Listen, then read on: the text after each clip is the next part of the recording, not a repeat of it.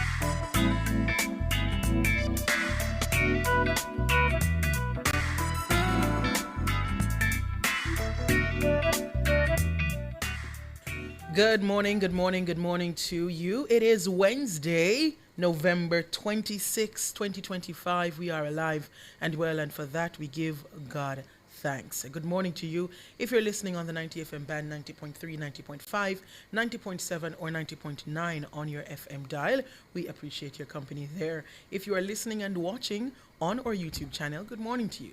The channel is Nationwide 90 FM Live 2. That's Nationwide 90 FM LIVE with a number 2 beside that. So go on over there and subscribe if you have not done so already. If you have already subscribed to the channel, big up yourself every time. Thank you so much for the support. I want to say good morning to those of you who are in the YouTube chat already, the early birds in the YouTube chat.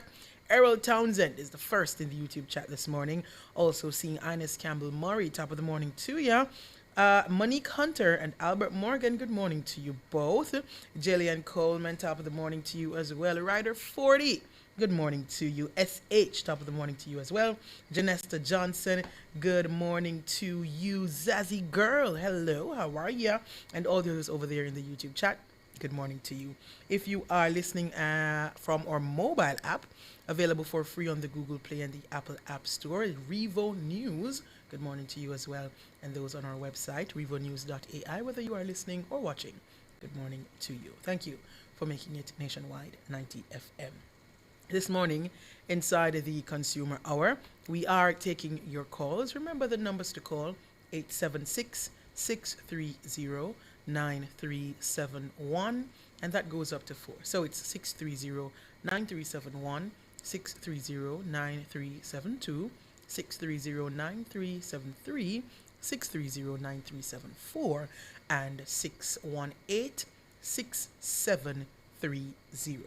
Those are the numbers to call. If you have any consumer-related matters, you can give us a call. Let's hear it out, and we'll see how best we can assist you. I know towards the end of the show yesterday, I did respond to a question about JPS bills. Number of JPS customers were not seeing their bills, and JPS did say that they're aware of the issue and that between Monday and Tuesday, more persons would see their bills coming in. So please let me know, for those of you who were not seeing your JPS bill, are you now seeing your bill? And if not, please let me know as well so that we can bring it to the attention of JPS. I assume they're working over the past couple of days to ensure that all their customers are receiving their bills. Also, when we went to Westmoreland on last Friday, November 21, of course, the Ministry of Labor and Social Security, their team was also at the Mazuka Garage handing out care packages, and we did get a schedule for Westmoreland. So for today in Westmoreland, food packages will be given out in these communities. Let me see. Yes, Wednesday, Whitehall, Red Ground, West End, Mount Airy, Williamstown, Rocky Hole, Dawes Lane, Silver Spring, Bowen Road, Keto, Naprel Heights, Haskett Road, Westland Mountain. So if you're in any of those areas in Westmoreland, the Ministry of Labour and Social Security will be handing out food packages in these communities. And tomorrow, on Thursday, November 27, they will also be handing out packages in some communities. Let me just read them quickly. Farm, Retirement, Rivertop, Bamboo Lane, Coffee Walk, Midgham Hill, Black River, Cold Hill, Brookhart, and Delft. So those are the areas. I understand that the government is hosting a press conference and it has begun. Is that what we're saying?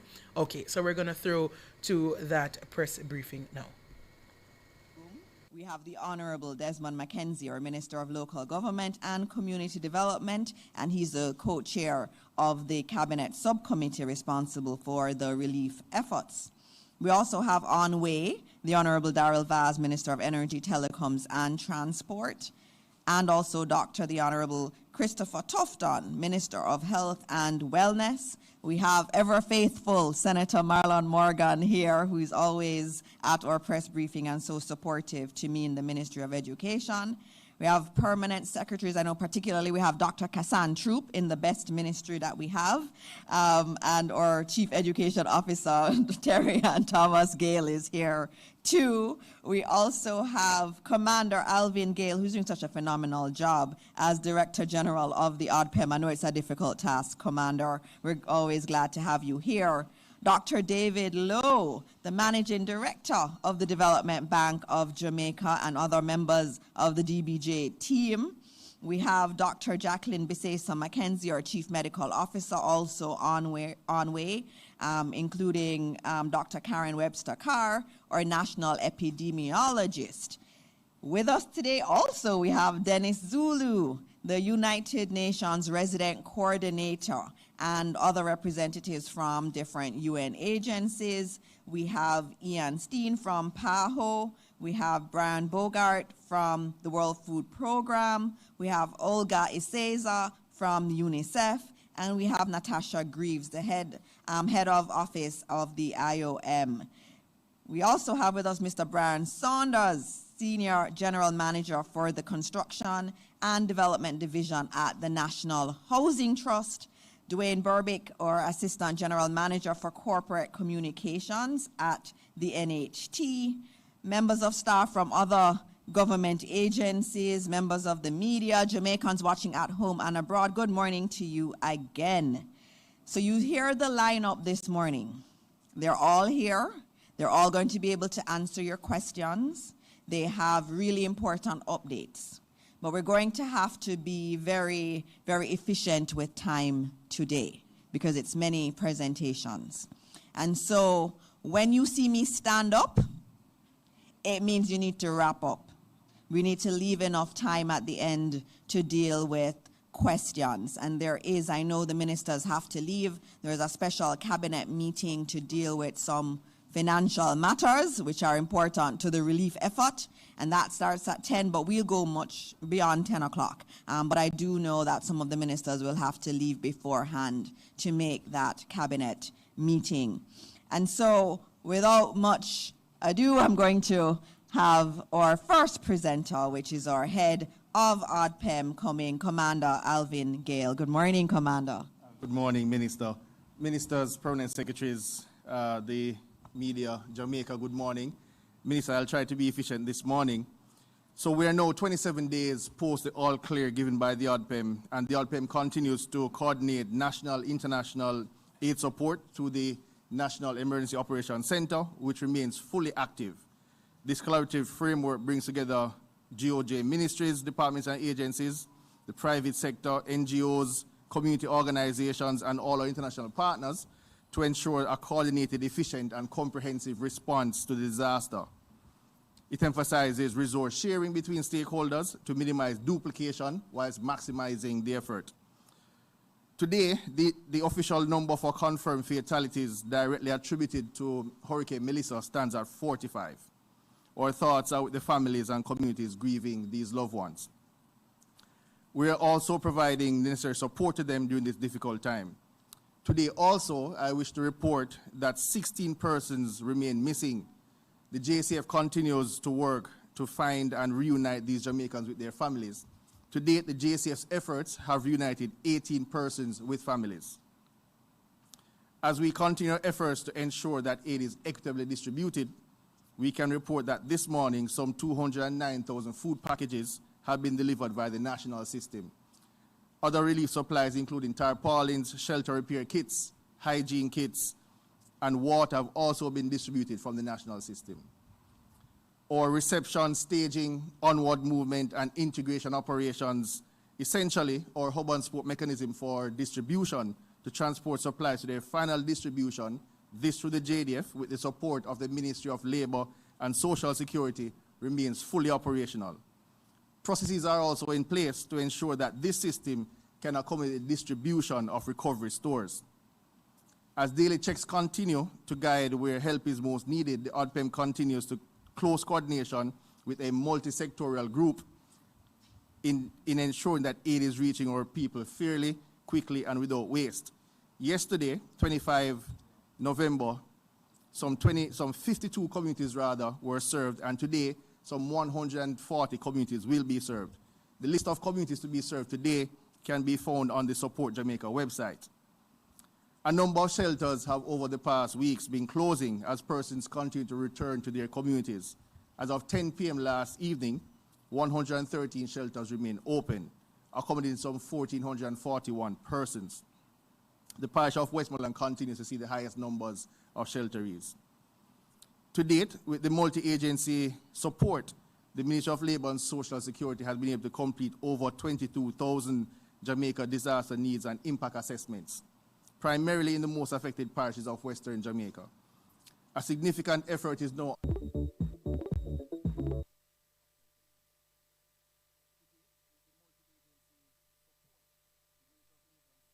weeks.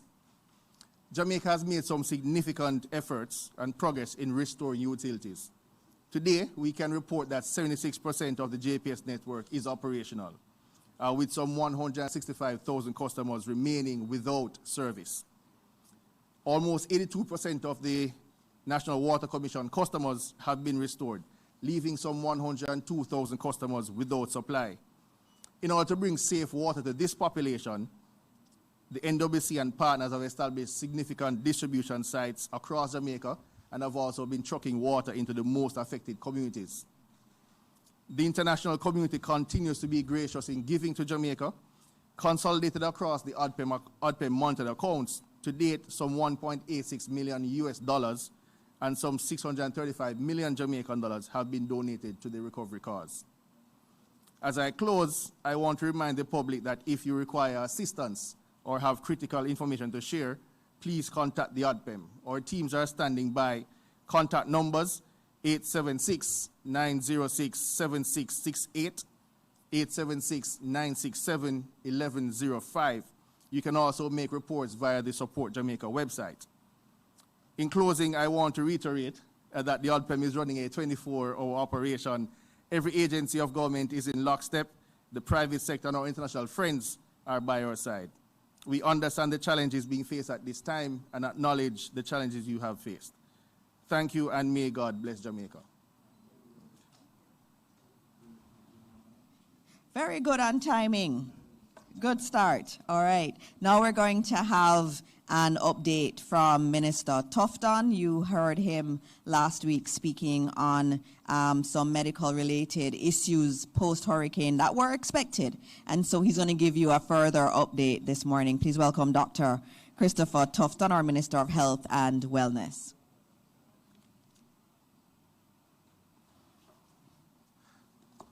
Thank you very much.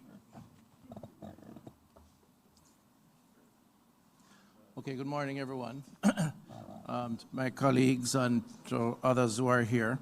So this is a fairly brief update. I want to just recognize in the audience my PAHO colleagues, Ian Stein, who is country head, he and his team, UNICEF also, because they have been a critical part of the health response. We continue to respond to the environmental issues in health as a result of the hurricane, and I'm restricting my comments today to that. We will give a more fulsome, updated response at our ministry's press briefing, if not tomorrow on Friday, where we'll give a much longer version of the health response. So in summary, we have a plan, and that plan we believe is working. We started off with the emergency services in the immediate aftermath of the hurricane. As of this weekend, we will have 3 field hospitals set up, the last one being at Savlamar Hospital. Very sophisticated facilities that provide all the necessary services, from diagnostics to lab to pharmacy to inpatient care, operating theater, etc. We then moved into the primary facilities, where we have attempted to restore services, if not the infrastructure, of our health centers. 101 health centers have been impacted in the zone of the storm. We have about 325 health centers in total, approximately 101 impacted in various ways. 25 or so badly damaged, either totally damaged or extensively damaged. As of now, the assessment is being done, similarly so with the hospitals, and bringing those back to a point where the services can be provided, even if in a makeshift facility, whether it's a tier 1 tent type health center, or as said earlier, the field hospital. In addition to that, we have been attempting to ensure that our health staff, through our assessment, are come back to normality in terms of their physical possession and their losses. Of course, giving them some emotional support also. And between those local workers and the teams that have come in, many teams from various NGOs, bilateral, multilateral partners, with the support of entities like PAHO, UNICEF, and others, we have been able to establish the personnel that is required to give the support for the services. And that, in the immediate aftermath of the storm, we believe is going well, in that persons, Jamaicans who need attention, are in fact getting attention. And we're very proud of the team and the work that they have been doing up to this point. The other point, and where I want to just spend a little time on, is the environmental threat. Now, we are sensitive to the concerns that have been raised in the public space by experts and non-experts alike, by either on the political hustings or by persons who are trained and who have sincere and genuine concerns about the announcements around leptospirosis, tetanus, and vector-borne related diseases. So we listen, and we accept, we assess, and we respond. I just want to reassure the country that we have always anticipated, as in preparation for dealing with a storm of this kind, one that we have never had before, as you know, that there, in the immediate aftermath of the storm, there would have been environmental risks. If you look at the history of these types of events, including the most recent one being not Melissa, what was the name of the one before?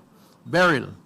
The data would indicate that we had spikes in these environmental threats or diseases. Leptospirosis being a bacteria, of course, and dengue, a virus. So it's not genius to predict it, because the data and the historical data supports it, that this happens. What is important is that we prepare for it and we confront it. In the first instance, to prevent or certainly minimize, and in the second instance, to treat and to cure.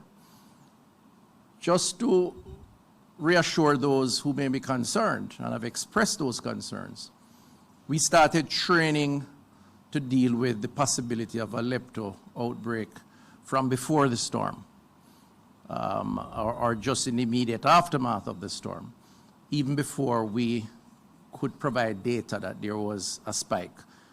PAHO is here and they can validate that. We started doing lab training for testing, securing the testing equipment and the materials, sensitizing our doctors, our field operatives to look at or reminding them of symptoms so that they can diagnose before lab test results, and of course reminding of treatment. In that department, we have no issues up to this point. The health team is properly seized with what they need to do, what to look for, and how to address. In addition to that, the health team in the field who are moving around looking at the consequences of the storm, the pileup of solid waste, which again is predictable, floodwaters, moving things from one place to the next. There are areas, low-lying areas that are going to be particularly risky. So we coordinate with NSWMA, local government, and others. That team is very seized with what needs to be done, and they are in the field. And, you know, one could argue that it could have been a lot worse if we were not mobilized and out there, and the public education, information, and support was not taking place. But, you know, we say to the public, without that assumption, that we are very comfortable and confident in terms of the approach that has been taken. We are confident in the team that is doing the work. And, you know, to assume the worst, to my mind, is to pour negativity on what, from my perspective, is a positive approach to a risk that we have to take. And while we listen, while we take note, I just want to reassure the public that we are doing what is necessary. So the flooding and the impact of the flooding, the moisture in the environment because of the flooding, in homes because of the roof loss, the solid waste which is now being cleaned up, we have supplied to our colleagues in solid waste through local government, the areas that are particularly risky based on our assessment. The work is now taking place to remove that solid waste, to clean up the natural environment of the sun is drying out, the areas that are moist, which gives greater breathing ground for the bacteria and for the rodents to move and to spread the bacteria. The dead carcasses are being addressed, whether naturally or otherwise, because we have provided the information as to how to deal with that. We're also providing information on how to deal with waste, given that toilets have non-functional in some instances in some of the communities, and all of that is taking place. We have also ensured that we have mobilized the team to be on the ground. We have made special appeals to bring more persons on, retired public health team members who have volunteered to engage the process.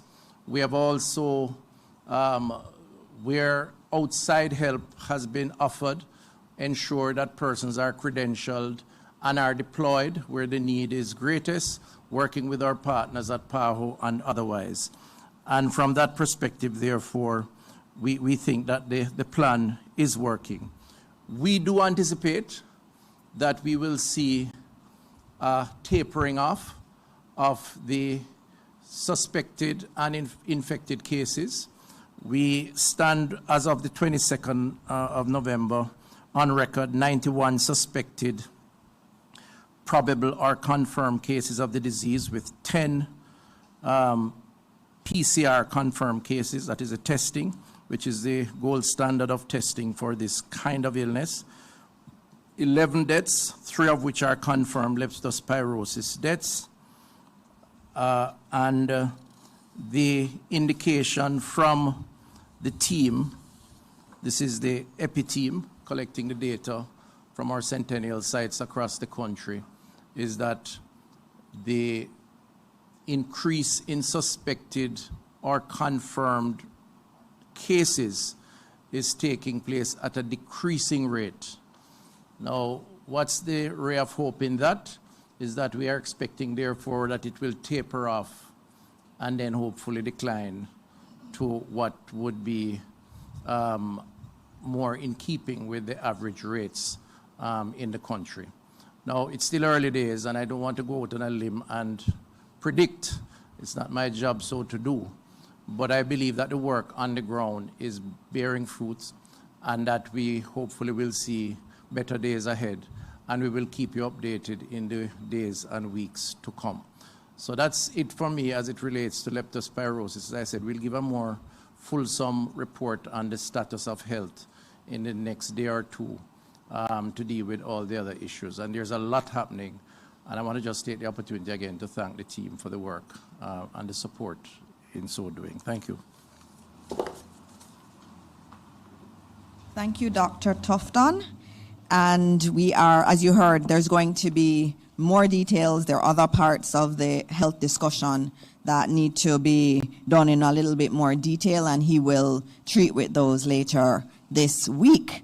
And so up next, we have our Minister of JPS and everything, Minister Vaz, who is out there every day fighting for the people of Jamaica to get back light. And so, Minister Vaz, you are next up, and please welcome our Minister of Energy, Telecoms and Transportation. Thank you very much. Good morning, ladies and gentlemen. I'm sure by now you would have either heard or seen the response to my statement in Parliament yesterday as it relates to the JPS restoration efforts as a result of Melissa. There was some question and answers after, which has caused some level of confusion, and I'm here this morning to basically just give a quick outline of exactly what has transpired to where we are today.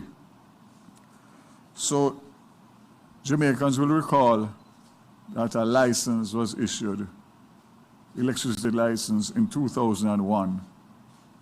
That license was renewed in 2016 and expires in 2027. The license requires that the government of Jamaica indicate by July 2025 the status of their decision as it relates to the license that expired in 2027. We responded in June 2025 as the government of Jamaica to indicate that we would not be renewing the license on the current terms, and that any license that was going to be issued would be on newly negotiated terms. Firstly, because we believe that the license was flawed in the first place, and secondly, a license that is 25 years old does not reflect the changes and the landscape in the energy sector. Important to note, if we did not respond by July 5th, 2025, the JPS would automatically get an extension of 10 years on the existing license. That would take you to 2037. So for all those who are saying that we have caused a problem because we gave them notice and they can't raise money with their license for 2 years, just imagine continuing for another 12 years under the same terms and conditions with the electricity price as where it is as the highest in this region. So I wanted to make that first statement to put everything in context. Secondly, we don't want to mix politics with Melissa. That's a position that I have taken and the government has taken. But I must state, and you can take from my statement now what I'm saying. This is the first time that the Andrew Holness-led Jamaica Labour Party government has gotten an opportunity to renegotiate a license from scratch. First time. And we gave a commitment to the Jamaican people then that we were going to protect the Jamaican people by making sure that a license or any license that was issued would have the Jamaican people's interest first and foremost. That would be the country and the consumers. So I made a commitment as minister with the backing of my government that the license would not be renewed on the current terms, and that a negotiating team would be put in place to start negotiations with whoever was interested in the possibility of running the utility company. JPS expressed an interest, and therefore that's all well and good. But it's clear that we have options.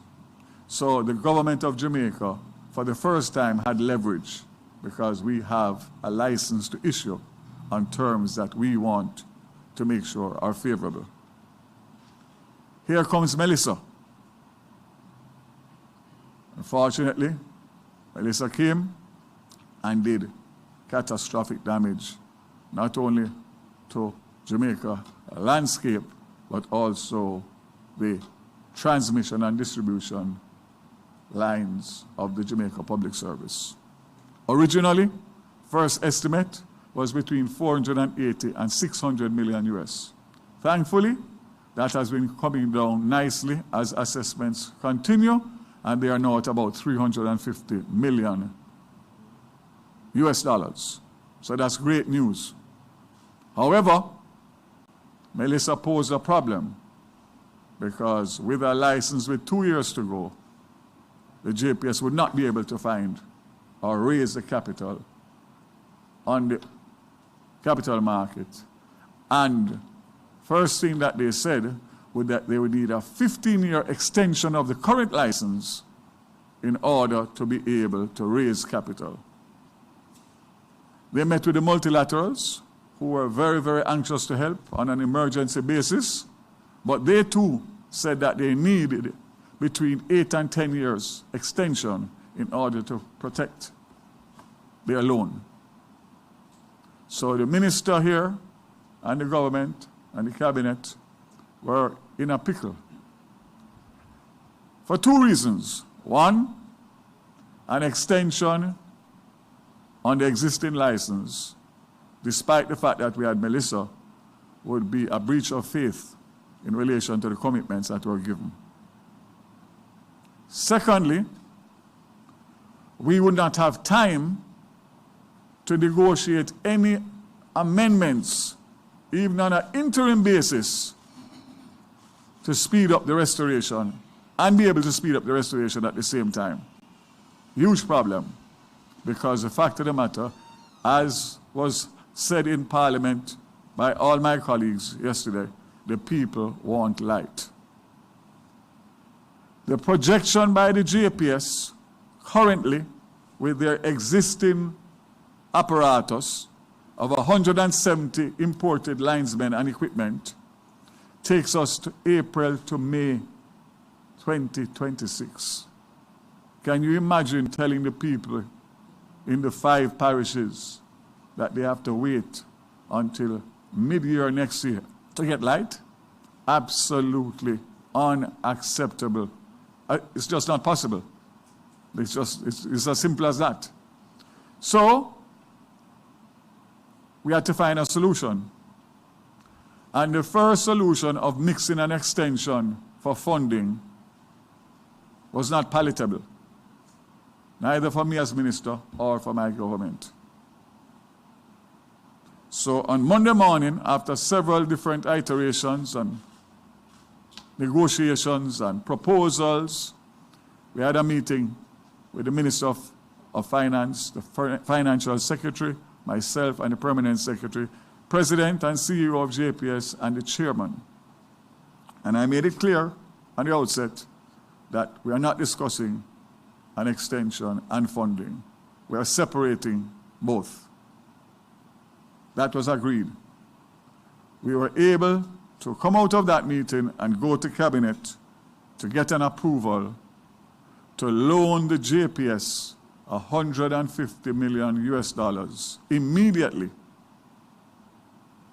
on the basis that that money would be used singularly for an advanced restoration, taking us from April or May next year to January to February 2026, which means that we'll be saving 3 to 4 months on restoration. How was the 150 picked out of a hat? They said they needed 300 linesmen to add to the 170 linesmen, and that would cost $75 million US a month for 150 for 2 months. They said, let's stop there. Let's deal with that and get the restoration program going, and then we continue discussions and negotiations in relation to what happens after that. So, Brunswick boneless are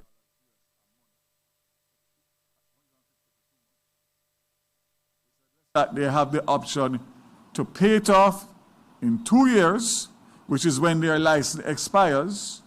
If they are successful in the negotiation on our terms, they'll be able to raise the capital immediately to pay the government back their money.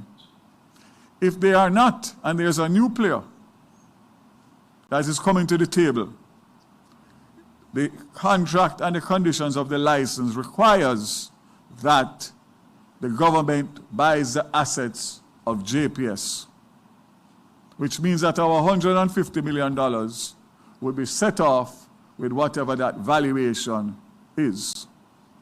And a valuation will be done based on the current status of JPS now, and also one if it comes the time where the assets have to be valued because the negotiations have broken down and JPS will not continue in 2027. So I want to make it very clear that the government has acted responsible and that the government and the taxpayers of Jamaica are secured.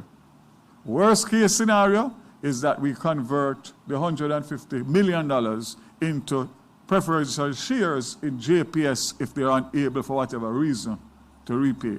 So it's covered on all angles. So I wanted to clear that from the mischief and the nuisance and the noise that's coming from sub-circles. I want to quote, and I'm asking you, especially Desmond, to just work with me, because it's very important to clear the noise and give the facts. I was posed a question yesterday by the leader of the opposition.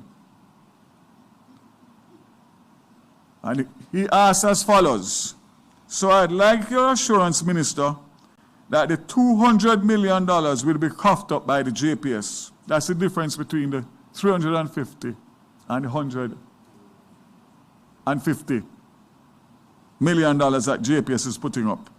The 200 million that will be needed. Or JPS is going to draw down on whatever funding it can to raise from its creditors. I don't know how they plan to fund it, but we need to know it's funded before we put up our $150 million. What the leader of the opposition is saying is that we must not start the restoration immediately. We must allow the people to continue to suffer while we negotiate and try and find a way to find $200 additional million, which would set us back for restoration not by June, April or May, but probably 2 to 3 more months after that, by the time that negotiation is completed. So, as I said, that's a quote from the leader of opposition. And my response is, as Minister of Energy, as a Jamaican, as someone who has been to the hardest hit areas, seen the people suffering without electricity, I cannot agree with withholding funds that will accelerate the restoration of the recovery process until JPS sources the other $200 million. It would be unfair and unjust to the people of St. James, Westmoreland, Hanover, Trelawney, St. Ann, and other less affected areas. The $150 million will be the difference between people getting back light as early as Christmas 2025 and latest end of January, February 26, as against June 2026. I also want to say that I made a miscalculation, and overnight I was able to get it corrected. There's an application, Brother Desmond, at the OUR for the last $50 million in the emergency fund. So the figure is no longer 200 million. Overnight, it's $150 million, making it that much easier. So I had a discussion with the OUR this morning. The documentation is in front of them, and based on all that has happened, I don't see how an approval will not be given for the disbursement of that $50 million. So that's great news. I'll answer two other issues that were raised. Member Paulwell mentioned about legislation being in place where people can't share electricity in disasters. I've asked my legal team, who have given me a preliminary, that only obtains if you are charging for it. So if you have a brother or a sister or a cousin or a next door neighbor who has light because they have a generator, and they are prepared to give you an extension cord and light up your house, please go ahead. And I encourage all who can do so to do so, as long as it is at no charge. And I don't think that there's any Jamaican that would charge in times like this, whether catastrophe or no catastrophe. And last but not least, I saw an interesting post this morning to say that what the Jamaican government has done in relation to the loan to JPS is common global practice.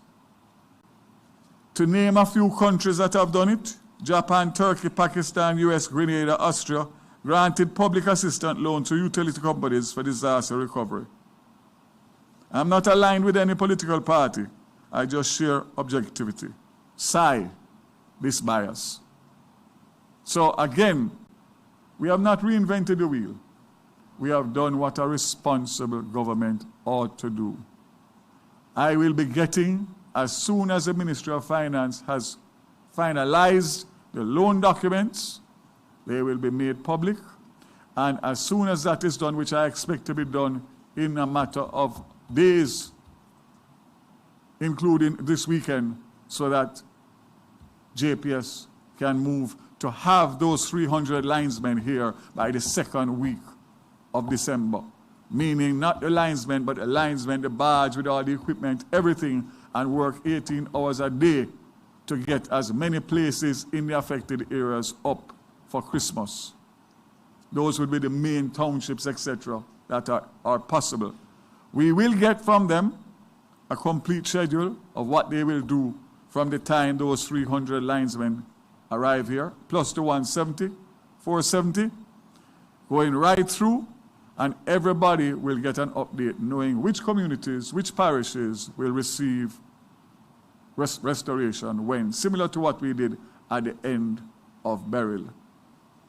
I close by saying that it is a priority. There's nothing bigger and more important in a restoration from a hurricane than electricity. You could build all the schools, you could spend billions of dollars. If you don't have stable electricity across your country, your productivity goes down, everything goes down and you do not recover in the timeline that we need to recover. So again, I want to assure the Jamaican people that what we have done is the best that we could do in the circumstances that we are, and we will be monitoring with expertise assistance the numbers that have been given us in terms of the restoration and the restoration schedule. It's not money that we are giving out without the requisite transparency and accountability from the persons to who are receiving that money. I will keep you updated, and I just urge you, listen to informed information, listen to the government, listen to me, listen to my colleague ministers, and remember that at all times there are persons that do not have the best interests of the country and the people of Jamaica at heart. I leave you to be the judge. God bless Jamaica. Thank you, Minister Vaz. And this is also a post-cabinet press briefing, and I should note that the JPS matter has come to every single cabinet meeting that we've had. And some weeks we've had 2 or 3 cabinet meetings, and it is something that we have deliberated about for endless hours. And the solution that we have now is one that the cabinet feels very strongly is actually in the interest of the people of Jamaica. In cabinet, whenever JPS comes, our question is, how many people will have light for Christmas? We keep asking that question. We keep saying you have to move more quickly. And they've said they can only move more quickly if they have the funding. And so the funding, through the efforts of Minister Vaz and the Ministry of Finance team, we've found a mechanism that does not harm the negotiations going forward.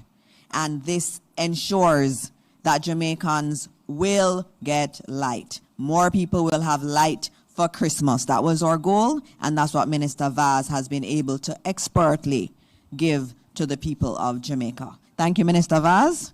And now we have Minister Mackenzie, our Minister of Local Government and Community Development, to update you on several things, including some cleanup activities.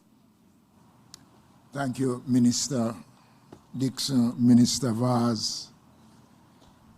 Distinguished ladies and gentlemen, good morning. First of all, I want to touch on 3 areas of importance as it relates to local government. The head of ADPEM spoke about the number of shelters that are still in operation. We are hoping by the end of this week, based on the various initiatives that we have been putting in place, that we will see a significant reduction in the number of shelters and the number of persons occupying the shelters.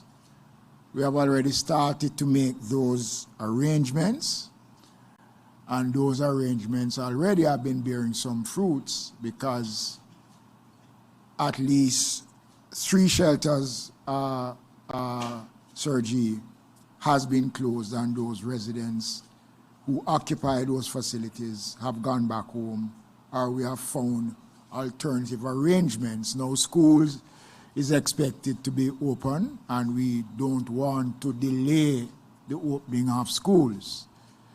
The major issue I have, Minister Dixon, is the shelter in Trelawney that occupy where the infirmary, which was totally destroyed, occupies a significant part of the school. Later on this afternoon, we'll be inspecting some prefabricated solutions that we intend to, over the next 2 weeks, to install in Trelawney that will house the almost 130 persons which are required to occupy the infirmary. Now, this is going to take some time, but in the meantime, Minister, while we continue to put those in motion, I'm going to beg of you again for some time. PS, we're talking about the elderly now, the older generations, who we have to be careful how we move them. We have a similar situation in Westmoreland where one of the wings of the infirmary was totally destroyed, and another section of the drop-in facility was also destroyed. And again, we are going to be using the same solution that we will be instituting in Trelawney to relieve the situation in Westmoreland. Questions have been asked as to how are we treating the homeless population. We have seen the numbers increasing, but I want to assure the country that we have made provisions in the most critical parishes, St. Elizabeth, Hanover, Westmoreland, and St. James, to house the homeless population. We'll be transferring a lot of the homeless to some of the new facilities that we are going to be putting down, and that will be done on a temporary basis. Now I want to urge Jamaicans, because we notice the SDC did a survey on the homeless population, and we notice that a number of persons who are going out pretending that they are homeless are not homeless people. And they go out just to get the food. We do have a difficulty in providing support for those levels of persons. But when they go out, they are counted in the data. And therefore it creates a problem for us in providing adequately. So I want to urge persons, we have drop-in centers right across the country. If you want to get a meal, the drop-in centers are open. We have provided all the requisite resources to ensure that our drop-in facilities can provide for persons who are in need. So I would urge persons, if you want somewhere to hang out for the day, almost all the parishes have drop-in facilities. Every single parish in Jamaica have a drop-in facility since 2016. This administration have provided drop-in facilities. So persons can go to the drop-in facilities. You can get a meal, you can get something, clothing, bed, you can even get medical attention at the drop-in facilities. All of those facilities are up and running. The National Solid Waste Management Authority, Minister Tufton would have spoken about the collaboration that has started in dealing with the areas that were identified based on the assessment done by the Ministry of Health. And the team is working. But I want to say to Jamaicans that this part of the work poses a risk to those who are doing the collections. I'm going to ask for some patience. People bawling, they don't see them. And where them there with the trucks. Remember, we have to ensure that they have the adequate gears to go out there to collect this level of waste. It's not the normal commercial or residential waste we're talking about. And I'm saying to the country, treat these men and women with respect. They are doing a job that many Jamaicans would not do. They are committed to it. And they have been working 24 hours around the clock since the outbreak. And we are expanding the workload of the National Solid Waste Management Authority to ensure that those areas get the attention that is required to help to minimize any further outbreaks in the areas that have been affected. That does not say that we are not concentrating on any other areas, but the areas that have been outlined by the Ministry of Health are the areas that we are paying some attention to. The normal garbage collection still continues, and we have been ramping up the collections. We have brought on more private trucks in the system, so you will see much more activities. The Most Honorable Prime Minister yesterday in Parliament announced the National Cleanup Program. And this is the last matter I want to touch on before I take my seat, based on the instructions of Minister Dixon, that we must not be too long. The National Cleanup Exercise we intend to commence next week in Westmoreland. Now, this program, as outlined by the Prime Minister, will see the 16 most affected constituencies are taking part in this exercise, which we intend to have over a 2 to 3 fortnight period of cleaning.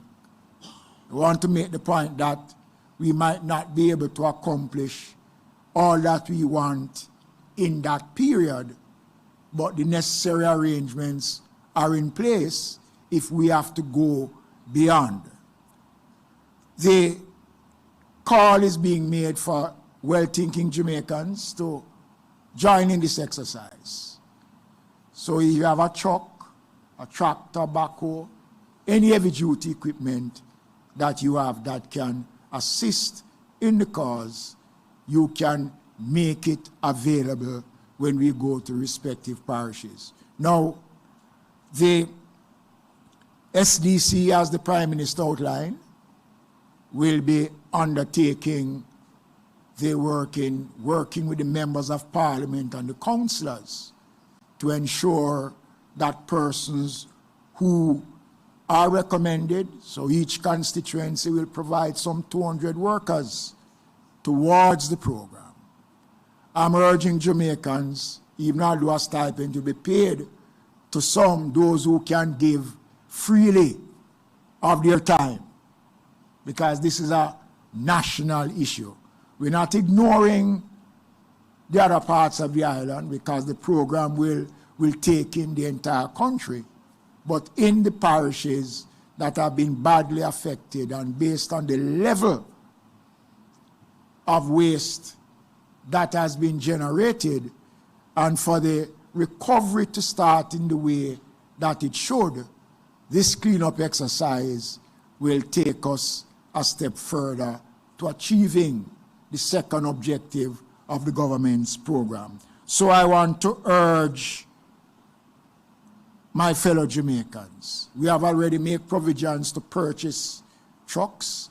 Minister Vaz, I'm going to ask your assistance in asking the JPS to assist us with the wood chipping machines so that we can use those to cut away the trees. And we're going to be calling on the JPS because there are going to be areas where cleaning are going to be taking place where there are still falling JPS lines and poles, and we will need the JPS assistance. So Minister Vaz, I will talk to you after this. But let me say to the country that the government is working on all fronts. We are doing all that we can. You know, when I was mayor of Kingston, I was a part of a body of mayors. They call themselves the World Conference of Mayors. And I had the privilege of being nominated as a vice president. And I, up until this day, still holds the position because they maintain that once you're a mayor, you hold that position for life. But a lot of the former mayors have been talking with me, and they have said that there are at least one mayor who serves, I think, during Katrina.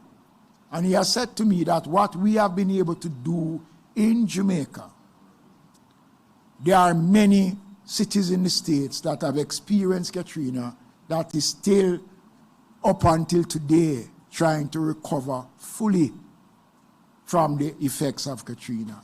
And I want to not just to commend the government, which I'm a part of, but to commend the hard-working men and women who have gone out and toiled. There are firefighters today who have not gone home because they have nowhere to go, because their homes have been totally destroyed.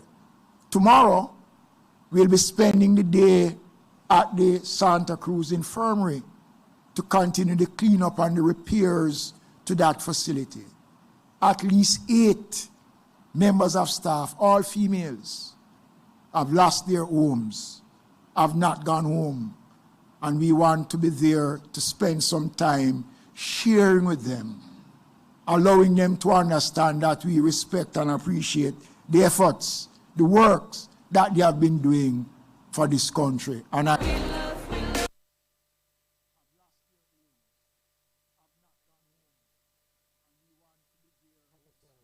of many of those persons. Thank you. Thank you, Minister. Again, you don't give me the opportunity to stand behind you. All right, I am going to now invite the Minister of Education to give an update. And it just turns out she's already up here. So I'm going to give you an update on education now. And I want to thank my permanent secretary who is here, Dr. Kassan Troop, and our acting CEO, Terry and Thomas Gale, for all the work that they have done. Today, 845 schools are operational, and that's really, really a great thing given what has happened in the West. I'm even more happy to tell you that in Region 4, and Region 4 has the schools that have had the most damage in terms of Westmoreland and Hanover and St. James. They're all in Region 4, and I'm so happy to tell you that because of the hard work of our principals and teachers, 24 of the 25 high schools in Region 4 are open for grades 11 to 13. So those are for our students who are doing CSEC and CAPE, 24 out of 25 in the most affected area. And that's phenomenal. That's a lot of really hard work that has gone into that. We're expecting that within the next 2 weeks, we'll be able to get all students back in. But it will be on a rotational, a shift basis, because we're looking at the parts of the school that we can use and using those parts. So everybody won't be in every day. So that's the interim solution. But our focus has been on bringing in those students who have external exams. And so that's been the priority. I also have some other important updates for you. We've started the work. We got approval at Cabinet for funding to repair the most badly damaged schools. And so we're starting the work, and the Ministry and the National Education Trust, we're moving as quick as we can. And we've already started work on 3 schools, Monroe and Hampton, and also St. Elizabeth Technical High Schools. So those 3 schools' work have already started. What we're doing is prioritizing the high schools and those with boarding facilities. As you'd understand, where many of our students in the West need to board. And so we are focused on those schools. There are some additional schools that have facilities that haven't been used for boarding, and they are going to be fixing those facilities to take in more boarders from the West. So you have schools like Homewood Technical High School that's expanding their dorms so they can also assist even more. Last week I spoke about the host school program, which many of our schools in Kingston and St. Catherine and also in Clarendon, Denby was a big one, and also Glenmuir, they have agreed. Glenmuir agreed to take in, I think it's 100 students from the West. And so we're supporting those children who need to move from the West into schools. But we're happy, though, that 24 of 25 schools, high schools, have opened for the exam cohorts. There's only one school, Minister Mackenzie, and you know we have to work on that one because it is still being used as a shelter. We've also have some new roof specifications. As we rebuild our schools, we're very serious about resilience. And so we have new roofing standards for schools, and all the work that will be done has to be done using those specifications, and we will be examining the work. There are many corporates who've reached out and want to support. Some of those include the Gore Family Foundation. They're adopting 9 schools. We have the Sandals Foundation. They have confirmed that they'll be supporting the repairs to Culloden Infant School, and they're looking at 3 other ones to do. We know foundations like the Digital Foundation have already committed to working on several of our schools. We encourage all of that, as long as you do it within the standards. So work with us in the ministry. There are so many schools that need to be repaired. If you want to work on a school, we are here to support you and have it happen as quickly as possible. But all repairs have to be done to standard, because we cannot allow for our schools to, if there's another hurricane, to be damaged significantly. And so we're very adamant about that, and we thank all of the corporate sponsors who are coming out to support the rebuilding of our schools. We have the list. If you want to rebuild a school, a small one, we'll do the big ones. We're not asking you to do the big ones. But the small schools, the infant departments, if you have an interest, please reach out to us and we'll work with you to make it happen. And so that's the update on schools, and I want to thank the teachers again and the principals. Up next, we have the head of UN operations here in Jamaica and in the wider Caribbean, Dennis Zulu, and we have to thank the UN. The UN was there at the very beginning, and I remember in Beryl, UN did fantastic work, and so I want to thank you for being here, Dennis, and to tell the entire country and the world what the UN entities are doing here in Jamaica. Thank you. Thank you, Minister. Good morning to you all. Pleasure to be here. Ministers, permanent secretaries, colleagues from the UN, distinguished ladies and gentlemen. Good morning to you all. In the wake of Hurricane Melissa's unprecedented impact, the United Nations has stood firmly with the government and people of Jamaica.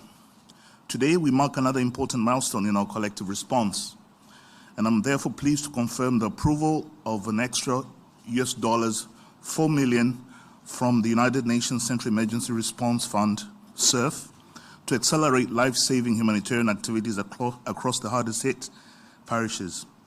This $4 million allocation is a clear demonstration of the global solidarity with Jamaica at a time when the needs are immense. The fund exists precisely for these moments. It is the UN's Global Emergency Fund designed to enable rapid, impartial, and targeted assistance when crises strike.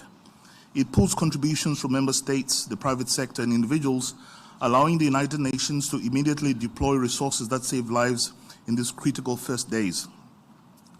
Let me, at this juncture, also acknowledge the leadership of the government of Jamaica, especially the Most Honorable Prime Minister, the aligned ministries that we've been working with, ODPEM under Commander Gale, the Jamaican Defense Forces, local authorities, and all first responders.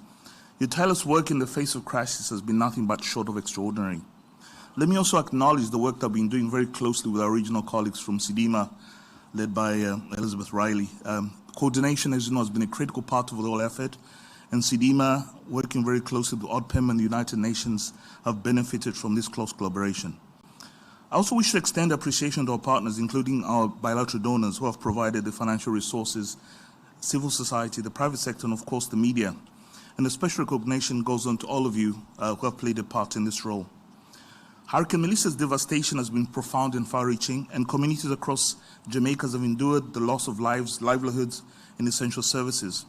From the very onset, the United Nations have been working very closely with the national authorities to meet urgent needs.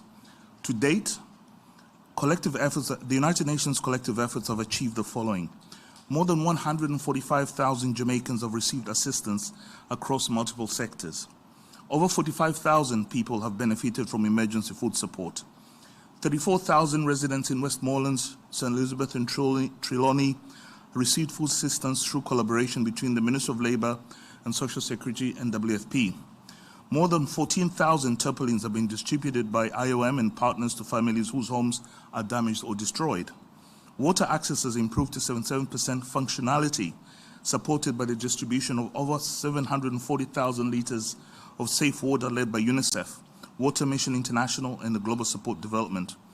Health services, as we heard from the Minister earlier on today, have been reinforced through the deployment of emergency medical teams, urgent medical supplies, temporary care facilities, and psychosocial support, all with the help and support and assistance of WHO PAHO.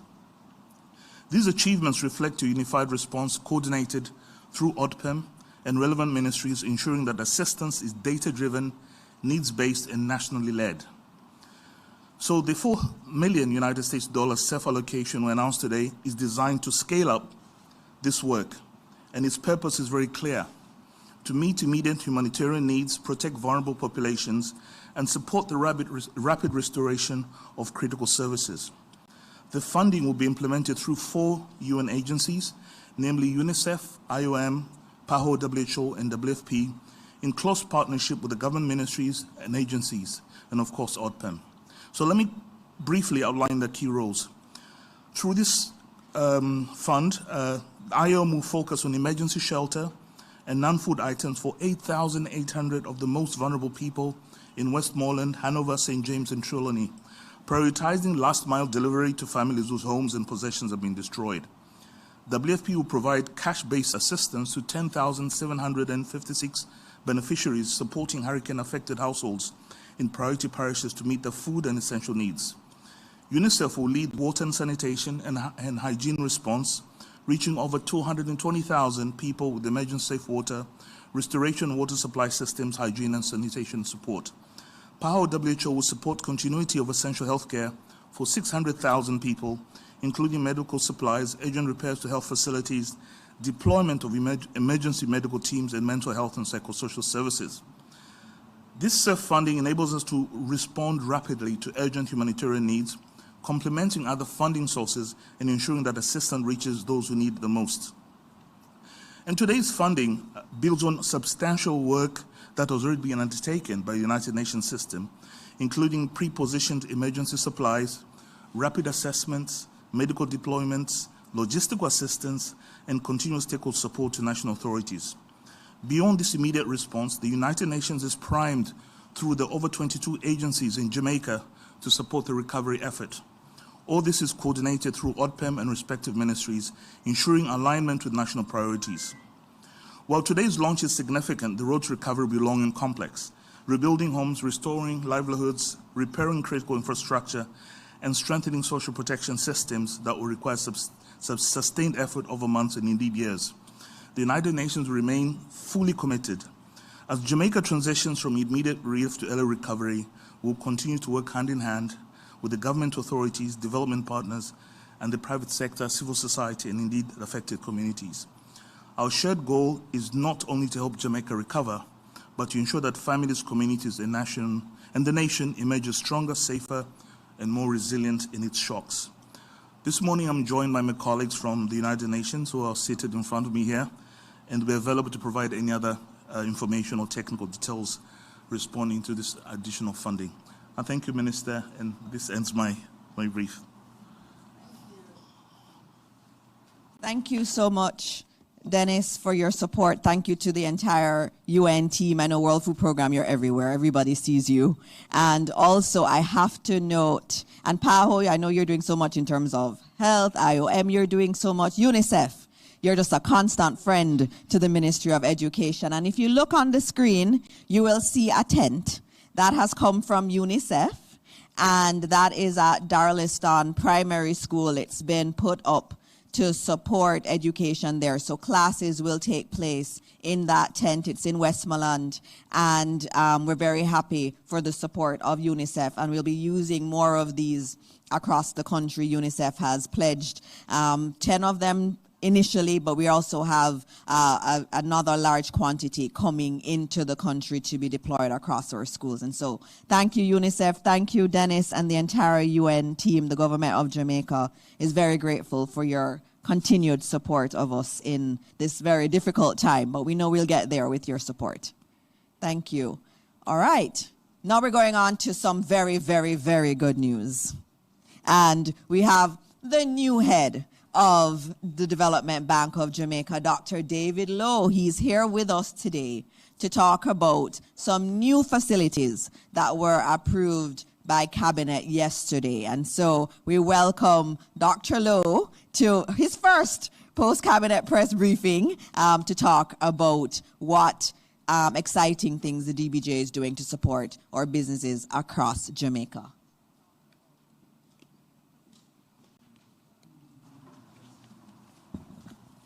Thank you, Minister. Good morning, ministers, permanent secretaries, development partners, fellow Jamaicans, good morning.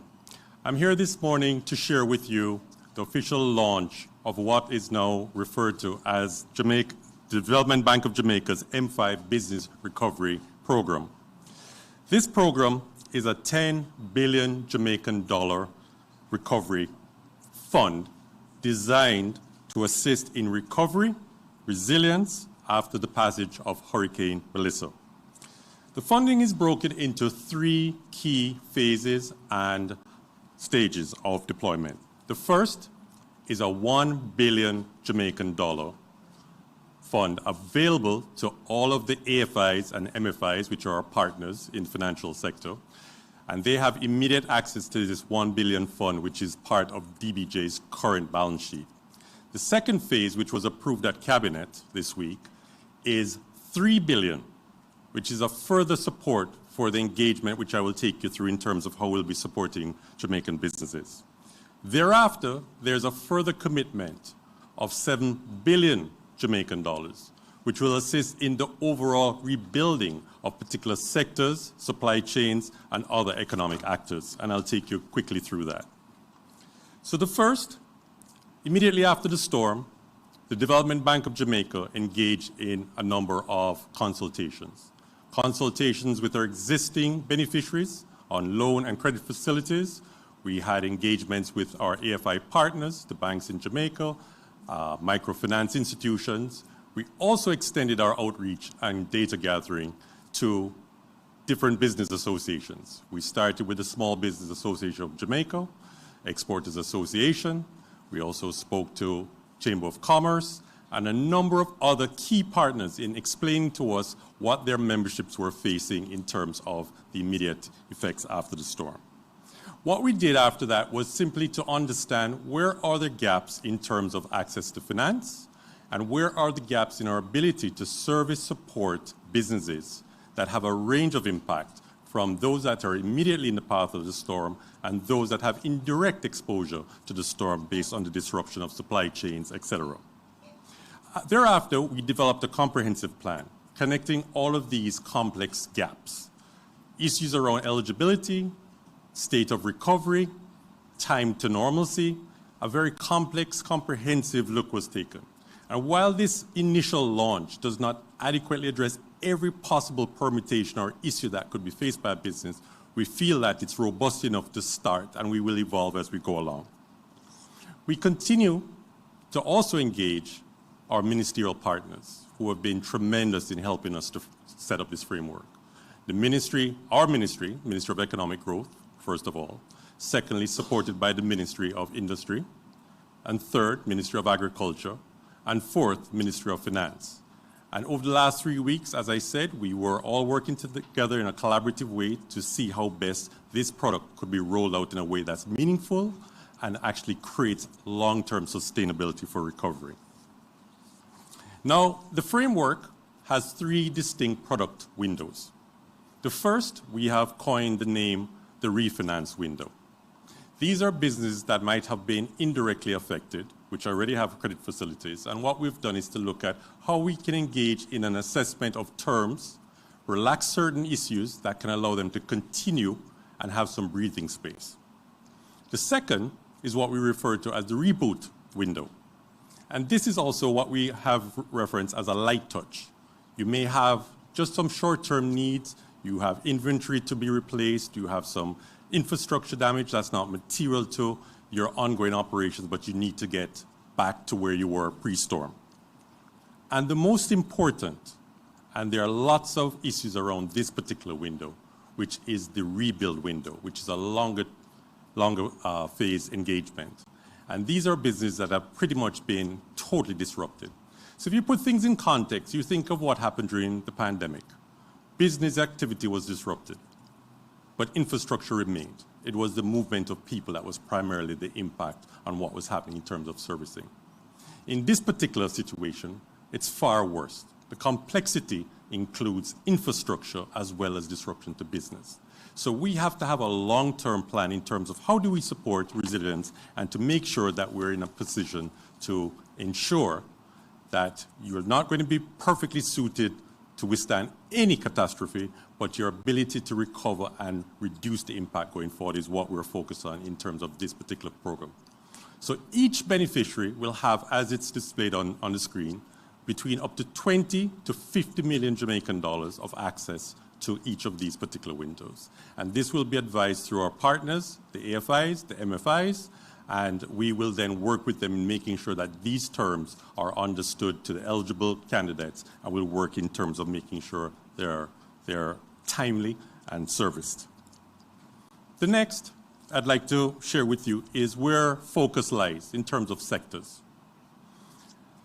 Through our consultations, we had a very simple grouping to at least get the program started because we did not want perfection to be the reason why we did not start with this rollout. So we have 4 clear verticals, and the first is agriculture. As we know, St. Elizabeth, our breadbasket, was severely impacted. So we've been working with the Ministry of Agriculture to make sure that we're working on their priorities in terms of what those businesses need in terms of support to regain good footing and to extend their ability to regain meaningful economic engagement. The second, manufacturing. And manufacturing is a two-sided situation because where you have agro-processors who have had losses to their main inputs locally, they may have been operating in another parish that wasn't affected immediately by the storm. So we have to engage in ways to facilitate their credit needs in terms of making sure that this disruption allows them to continue in a meaningful way. Distribution, which covers retail and wholesale. We've seen lots of small micro businesses affected in this space. And again, we want to be very targeted and very focused on making sure that these windows support them in their capacity to restore normalcy. Tourism, critical. Tourism has a number of areas that we have identified that we have immediate targeted responses for. People in the craft sector, those that are in attractions, and any other adjacent part of what we constitute as tourism and hospitality. We have a product that we've designed for you, and we'll be announcing more details as we go along. So what is also important is to understand why this matters. Why now, why this program, and why we feel so confident that this is one of many interventions that we're going to announce to the nation in terms of our response. The important thing to note is that we are committed to finding the best solution, all things considered, to make access to credit facilities easy, frictionless, and supported by our partners in the financial sector. The second is that we are also going to roll a grant program into our funding needs. And how this grant program is going to work is that we want to encourage innovation. We want to encourage things that can bring greater levels of resilience. There's going to be a lot of innovation because we've seen anywhere in the world where you have major impacts and fallout like this, you find that there are entrepreneurs who see an opportunity to do things better than what they were doing before. And we want to be able to give that support. They shouldn't have to pay or be penalized for innovation. So we want to make sure there's a grant element to that. So that will be wrapped in some of our offerings as we go forward. But the third and probably the most important in a post-climate event like this is where collateral has been impacted. Buildings that would be on offer for collateral, other sorts of assets are no longer available. And what we believe is important as a development bank is to use our ability to intervene by offering credit collateral support. And this collateral support will be wrapped into all these new facilities, up to 80% cash secured, that any bank that has an eligible beneficiary or candidate can have access to the funding and have the Development Bank of Jamaica's support for collateral enhancement to make sure that eligibility for this money is possible and doable. Now, in closing, I just want to say that we are going to continue to evolve. We're going to get new information that's going to be impactful. We're going to see new opportunities where we can make a difference. And we're also going to be informed by an ongoing engagement weekly with members of the public, the business community, our colleagues in other ministries, and all of the other economic, social, and important actors in a recovery like the one that we're faced with. So in closing, let me again say thank you to all the Jamaicans who have been part of this process. This was not an easy exercise. This was not an easy framework to produce, but it's because of this commitment that we as Jamaicans are committed to being what we are, resilient and determined to win at every level. And as your partner, through the Development Bank of Jamaica and the Government of Jamaica, we're here listening and we'll continue to make a difference. Thank you very much. Thank you so much, Dr. Lowe, and thank you to the DBJ team. As you see, there are solutions being found across the entire government. We have some of the best public servants you'll find anywhere in the world, and they're working really hard to support across the many different areas. And you heard all of these new facilities that we will have. Please reach out to the DBJ or to your AFI, which is your bank that you usually deal with, and we will ensure that all who need the assistance are able to get assistance in getting back on their feet. Getting the business sector up is very important, and there's some other things happening, and Minister Aubin Hill is leading on that, and I'll also get him to come and update you on some of the work he too is doing to get our small businesses back on their feet. We now have something that a lot of Jamaicans are talking about. When you look on social media, you hear about it all the time, the new housing solutions. And so this is being led by the NHT, and the government is very clear on this. Anything we're doing, we're going to use the experts to evaluate. And so in terms of short-term housing, we have an NHT with significant expertise in the housing market. And so in determining what solutions we do, we've left it to the NHT. And so this morning, we're so happy to have the NHT with us, and it's going to be Dwayne Berbick, who is going to be doing the presentation this morning on the housing solutions, not temporary housing solutions, but the housing solutions that we have coming into the island. And so please welcome Dwayne Berbick from the National Housing Trust to tell you more about this. Thank you very much, Minister Dixon, and a pleasant morning, ladies and gentlemen. A few weeks ago, Prime Minister Holness would have indicated that that's just nerves, that's okay. The NHT would be leading a set of initiatives that would be supporting Jamaicans at this particular time. They include a rapid housing deployment initiative, which looks at semi-permanent housing units that can get our Jamaicans within shelter in a medium-term framework, and over long-term would amend and lend themselves to some amount of flexibility as well for these recipients to build out that. In addition to that, we've also given consideration to a set of initiatives that we believe will give us a more short-term impact in terms of addressing the housing needs of Jamaicans at this time. And I'll take you through them. They include our peril insurance arrangements that we have for our existing mortgages, and also looking at loan and grant options as well that the NHT has implemented, not just for NHT mortgages now, but we've lent some amount of flexibility in terms of the eligibility criteria and in terms of who qualifies for these benefits. So we're extending it beyond just the NHT mortgage to look at homeowners in general, and as I'll share a little bit later, to look as well at immediate family members who may not be directly impacted, but but they are in a position to lend some support to family members who are in the more heavily impacted areas.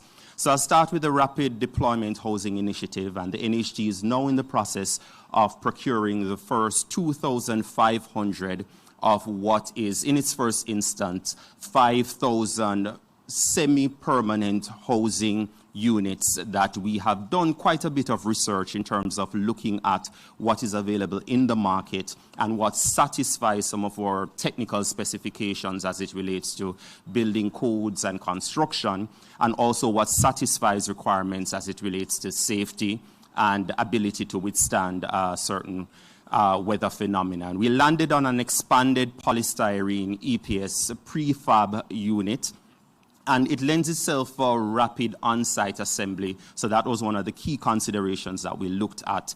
And it includes a steel frame, and it's supported by insulated panels, which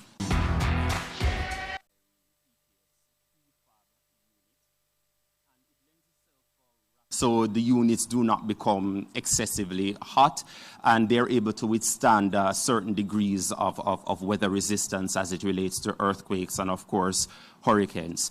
Affordability, again, a key factor in terms of what we looked at in determining these units.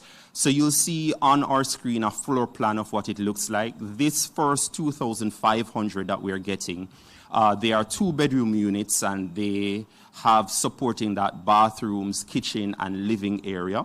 They're approximately 4,000 square feet, and you can see they are supported with windows. 400 square feet. I thought that's what I said, 400 square feet. And they have supporting windows, of course, for additional ventilation to support the cooling panels that they are already insulated with.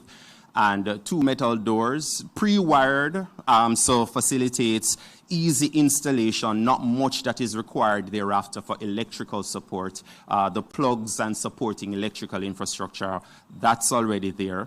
And of course, I did indicate that they meet some of the technical specifications relating to earthquakes, fires, hurricanes, and of course, heat resistance. The NHT in this first phase of the Rapid Housing Deployment Initiative, we're looking at setting up these units on lands owned by the NHT. So our construction and development team, we're currently assessing the status of lands, especially in the St. Elizabeth, Westmoreland, Hanover areas, that belt. And we're looking at where we had plans for housing development, and there may already exist some amount of supporting infrastructure for sewage, for water already, to see how quickly we can finish that infrastructure and have those units set up, and then look at other lands that the NHT has and see how we can also roll out a program to put in the supporting infrastructure on those lands. So the NHT will be charged with making sure that the concrete foundations are in place, so installation is easier for the customer once they have acquired the unit.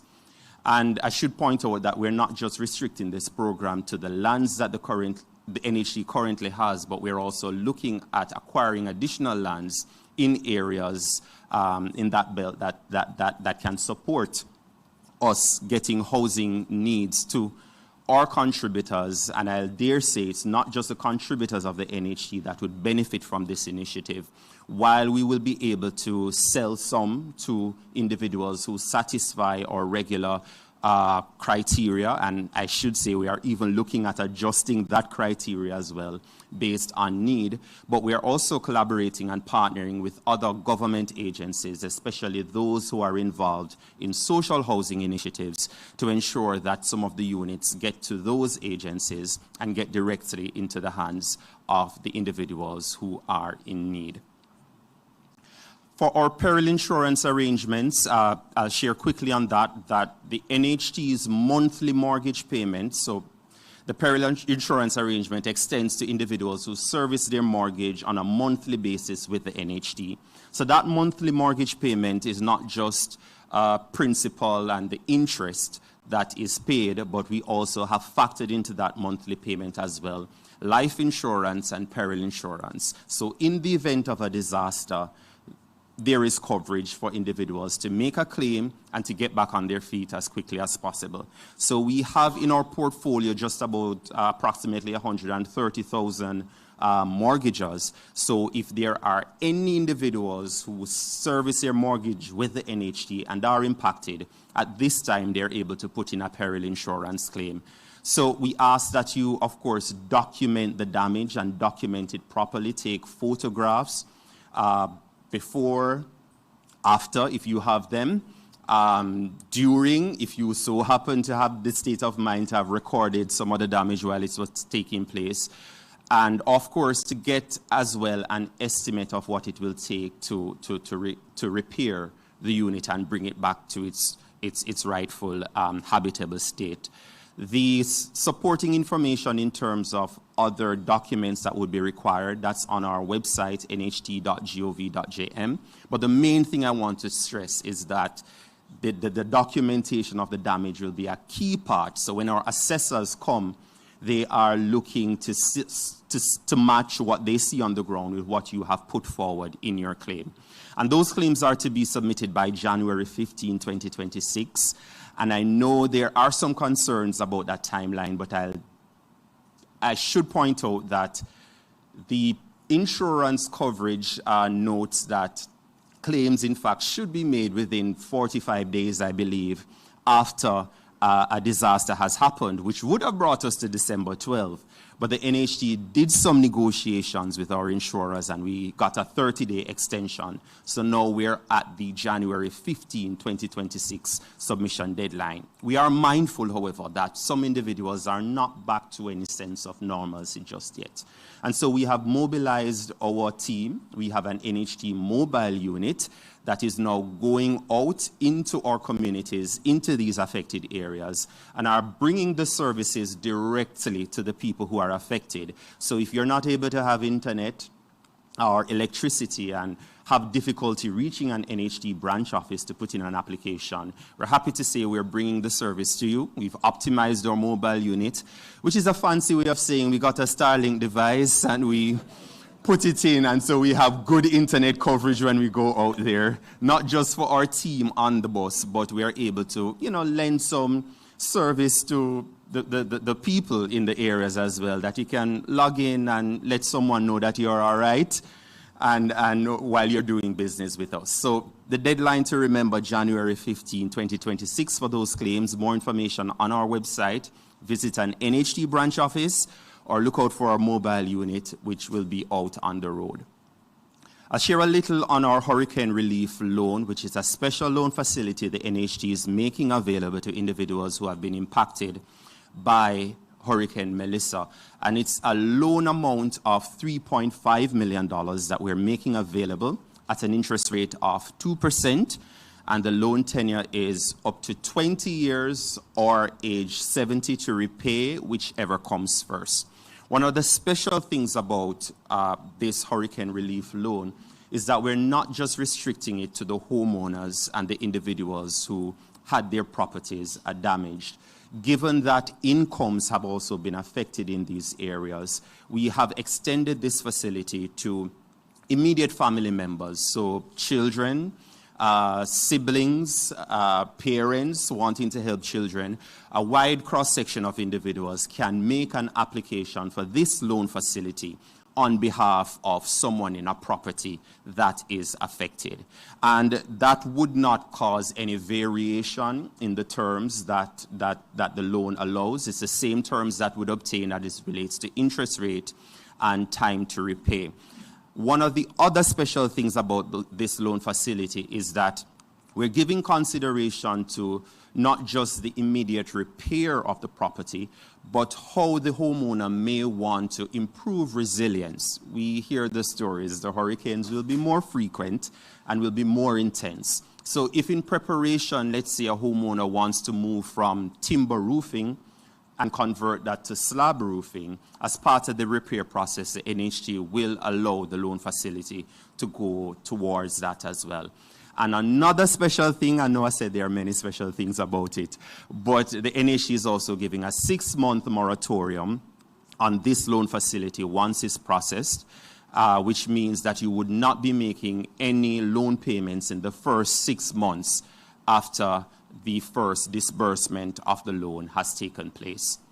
We have as well our disaster relief grant, which is a grant of $500,000 the NHT is making available per collateral, which means per house damaged. And that, again, we're demonstrating flexibility. It doesn't have to be the owner of the house that can apply for this. Immediate family members, again, can apply. And on that note of flexibility, we are also not just looking at homeowners in terms of those who are active mortgagors or contributors to the NHT. We do understand that quite a bit of our pensioners have been affected at this time as well. And so our pensioners are able to apply directly for this grant of $500,000 if they can. If they can't, and there's someone in the family who is a contributor, even if they're not living in the household, they can put in an application on their behalf. And it's $500,000 per collateral, so per property that is damaged. Some of the requirements for this relief grant include, again, much like our peril insurance claim, you must demonstrate that the property has been truly damaged from the hurricane. And so we want to see photographs, again, and estimates of repairs that have been received. And finally, I want to touch on the moratorium that the NHT is providing to our mortgagors at this time. So in the 7 most affected parishes, and that belt stretches from Manchester all the way around to St. Anne, once you are a mortgager in that parish, the NHT is giving you a 6-month break in those mortgage payments. Usually a moratorium just covers the principal, and things like interest and insurance will continue to accrue. The NHT this time around is putting a break on all components of the mortgage. So principal, interest, life insurance, and peril insurance. So no payments for all our mortgagors between November 1 and April next year. So first mortgage payment will be due May 1, and I'll dare say, if May 1 comes and you're still not yet ready or in a position to start making those payments, we will extend that moratorium where necessary. For the individuals who are homeowners in other parishes, the other 7 parishes, if you too have had damage as a result of the hurricane, we are also providing moratorium. Those, though, are on a case-by-case basis. So individuals may put in an application to the NHT. You can visit our website. We've curated a space there, nht.gov.jm/recover, where you can find all the application forms. You can find the checklist of documents required. And we also have some frequently asked questions there as well that will support you in making your application. Thank you.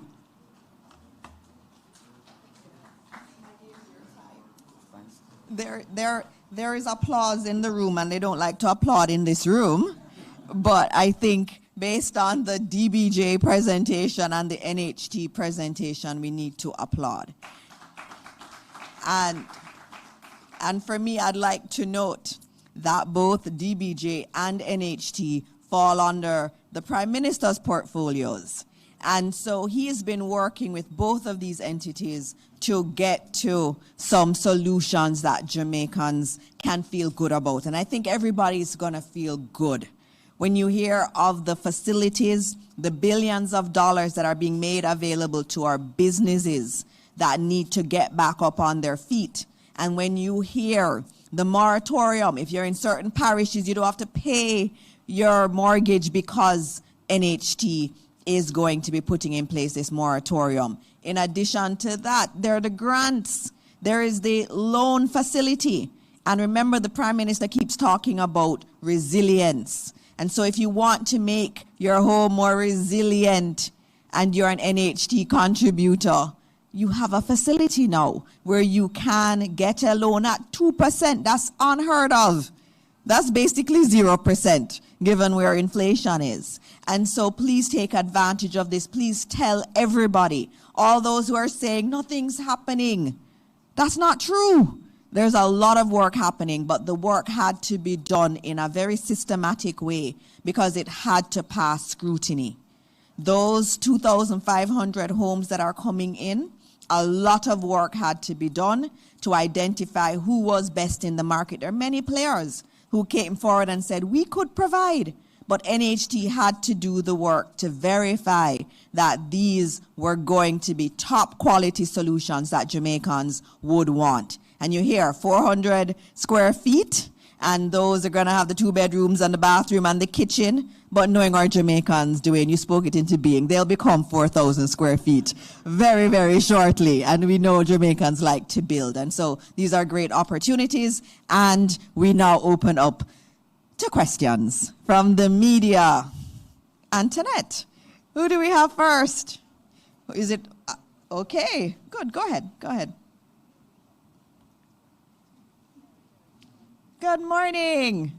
Minister, how are you doing? All right, so let me try to take notes.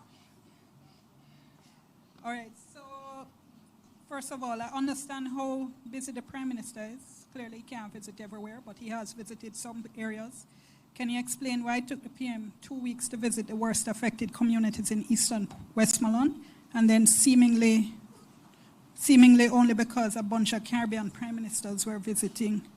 Second question, Commander Gale speaking at the PAAC last week when asked about relief work and how MPs didn't know when relief teams would be visiting their constituencies, explained the process and said what happens is that they contact the parish disaster coordinators before going in. Can you explain why relief teams wouldn't be notifying, not just notifying the relevant MPs, but also having them as an integral part of their relief team? And why is the relief effort seemingly so centralized and not community-based? 3 opposition leaders said yesterday at a presser that the opposition hasn't been invited to sit on any committees dealing with the relief work. Can you say if this is so? If it's not true, can you say what committees they've been invited to be on? And if it is true, why is it that that is the case? And fourthly, at this point, it seems clear the government doesn't have any intention of convening an independent oversight committee, despite your previous assurances at previous press briefings. Can you say why that is? And for clarity, the real-time audit being done by the Auditor General, very, very important, but can't be a substitute for that. And in relation to your own portfolio, Minister, obviously very important to get the schools back, but we've been getting complaints that some residents, especially in Westmoreland, feel they're being pressured. Got a report yesterday that teachers have been visiting and pressuring people to leave, and they feel when they don't feel they have somewhere safe to go to. Yeah. I'll stop there. All right, thank you very much. That East Westmoreland question was the same exact question I got in the Senate on Friday by one of the opposition members. They said the same thing. Why didn't the Prime Minister go to East Westmoreland? Why it took him so long to go there? And I had to show in the Senate a video of the Prime Minister in Westmoreland 48 hours after the hurricane. So I'll do that one, and I know Minister Mackenzie is going to take some other ones. The opposition being on any committee, just noting that the Disaster Risk Council has the opposition on that. That is one. In terms of the new initiatives, I have said time and again that Cabinet is looking at using the national partnership as an oversight body. We've not finalized anything yet, but that's what we've been looking at. And the National Partnership Council has the opposition on it. We have 2 representatives from the opposition. There is Senator Lambert Brown, and there is also Anthony Hilton on that committee that also has the church and the private sector on there, and academia and other trade unions are also there. So that is what we are looking at, and I will confirm once we have a final submission in Cabinet on the disaster, on the new committee, NARA, and how that committee will be overseen. Once that is done,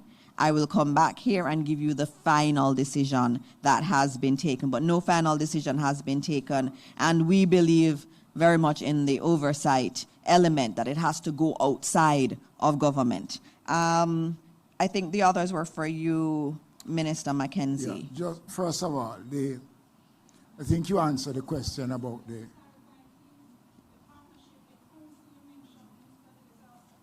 Mm-hmm. Yes.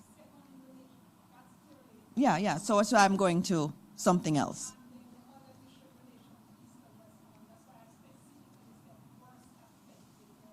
Okay. Well, in relation to the question of the Prime Minister taking 2 weeks to visit the areas, the Prime Minister did yesterday explain that Jamaica don't have the luxury of a lot of helicopters. The Prime Minister did, within less than 48 hours, visited all the parishes that were affected. So the Prime Minister did, in fact, visited all the parishes that were affected within the first 48 hours, but a more extensive tour was done in Westmoreland because Westmoreland was the area that the hurricane entered the island. And what the Prime Minister did by taking the team of CARICOM leaders was something good, because the Prime Minister could have gone to St. Elizabeth, he could have gone to Hanover, but we went to Westmoreland. And no one should try to put anything, any motive at all whatsoever with where the Prime Minister have visited. Okay, the Prime Minister have visited all of the affected areas.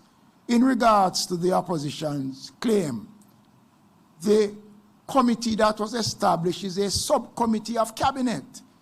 So you have to be a member of the of cabinet to sit on that subcommittee.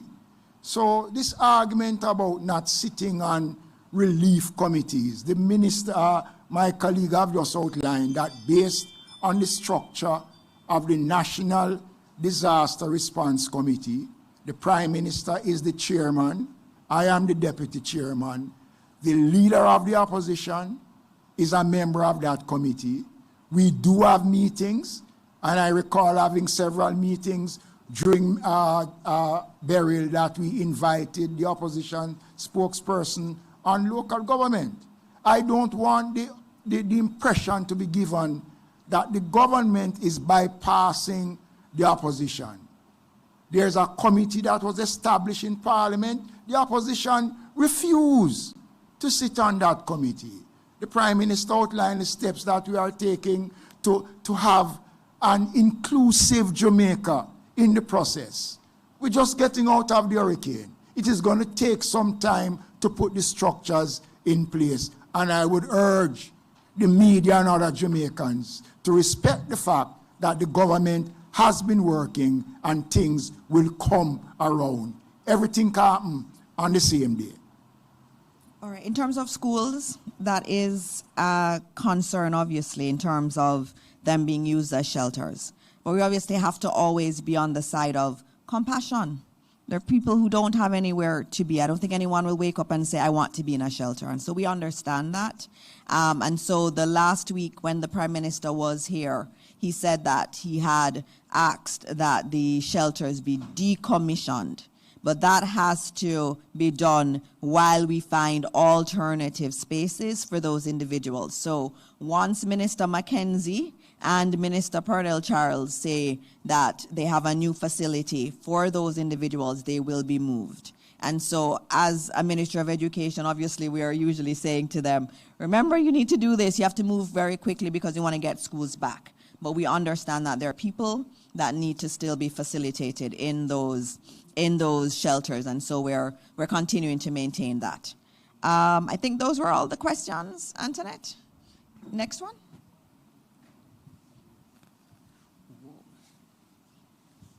Good morning. Yep. aren't engaging with the MPs was answered. Oh, okay. Commando?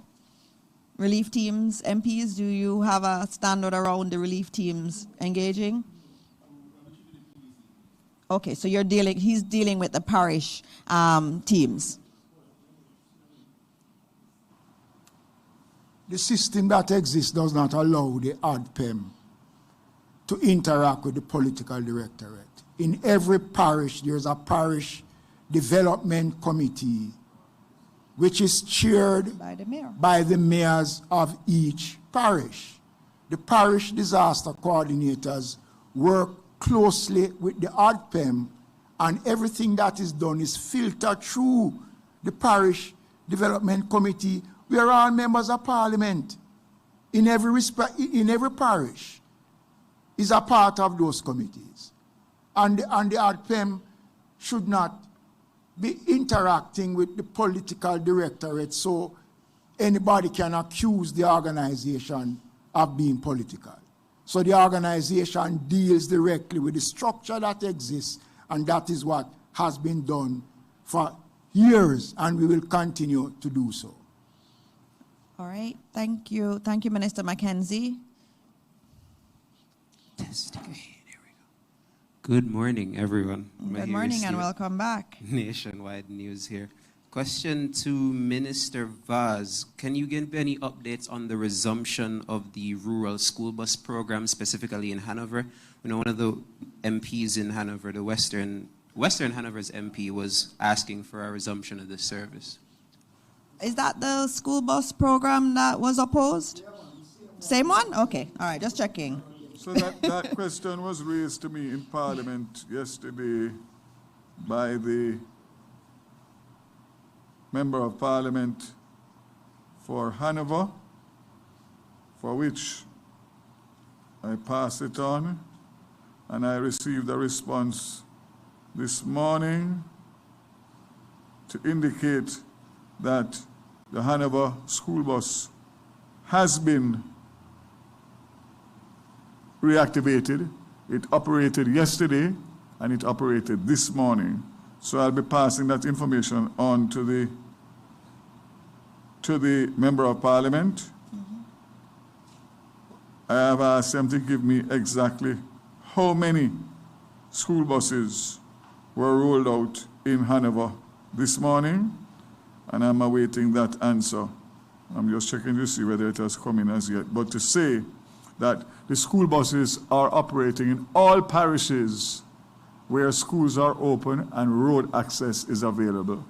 The only places that are not is the areas that schools are still being used as shelters, and road access for the size buses make it unsafe to travel. And an update on the fares for the students? Suspended until December. So 0. So we had originally indicated that the fare structure would start November 1st. Hurricane hit October the 28th, and so we have moved that forward to December. We'll reassess it in January, but obviously it's not only the worst affected parishes that were affected. The entire country has been affected, and of course people's lives and livelihoods have been affected in different ways, but in education, as you would know, is very important, and therefore we have to facilitate and accommodate the children to be able to continue to go to school even in times of adversity. Hanover is rolling. Thank you, Minister. Oh, there's more. Yeah, my second question would be to Commander Gale. In terms of the communities that were marooned, I know we've received an update on how they are now in terms of the status, but in terms of the people that are in those communities, now that they are no longer cut off as they once were, how is the recovery efforts going on in those places?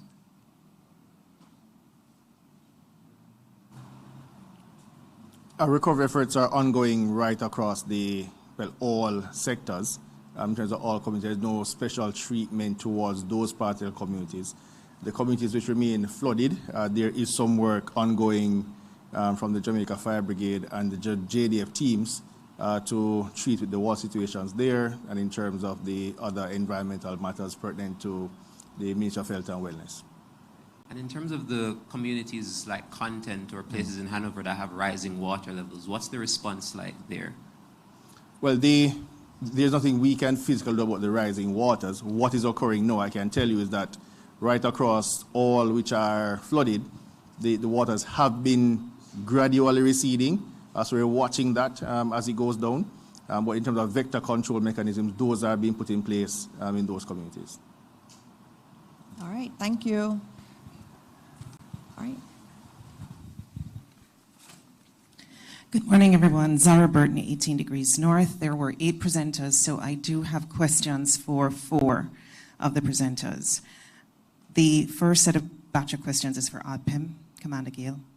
You mentioned that there were 16 people missing. I want to understand, I brought this up the last time, but why it is that ever so often we get a JCF message on Twitter about somebody missing, and yet we can't get a list of missing in this instance. 2, is it 360,000 people affected like you've said in the past, or is it 600-something thousand people affected in the past on the website of ODPIM right now that need aid? And the Prime Minister had said 900,000. So I wanted to clarify some of those figures in terms of how many people are we trying to reach systematically for aid distribution. Also, are you delivering aid on the weekends? And then 4 for you, how much has been deposited in the ODPIM accounts now? How much has been spent on aid? How much are you in control of as the head of ODPIM? Who controls the amount of funds that has been deposited in ODPIM? The second set of questions goes to Minister Vaz. Can I attempt to answer the others first? Oh. So, No. Can we just have all of them? Because remember, the ministers have to go to cabinet. So let's take all of them and then we'll give you one set of answers. Okay, Minister Vaz. You mentioned that JPS is saying 300 additional linesmen would cost $75 million each month. I just did some math.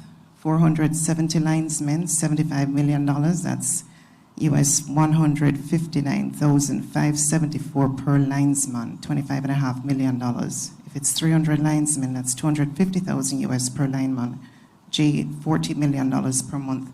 I want to understand if they had had a schedule to come back online in April, May, prior to needing this cash. How is it that if they would have had maybe, I'm just assuming, maybe everything in place in terms of infrastructure needed to come back online for that time, how is it that 300 linemen additional is costing this much money?